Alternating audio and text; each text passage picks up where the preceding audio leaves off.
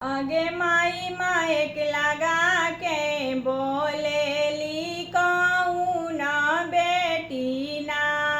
आगे माई मायक लगा के बोलेली कौन बेटी ना। आगे माई पापा जी के गलिया गलिया क्लियर आवे ना। आगे माई पापा जी के गलिया गलिया क्लियर आवे ना। आगे माई कार आवे जीप आवे मारुति आवे ना।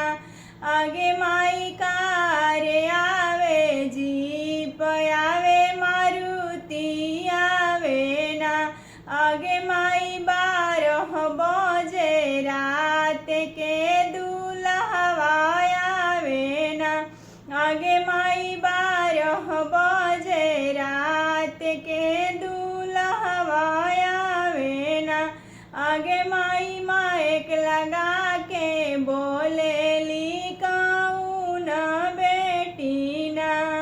आगे माई मायक लगा के बोलेली कौन बेटी ना। आगे माई पापा जी के गलिया गलिया क्लियर आवे ना। आगे माई पापा जी के गलिया गलिया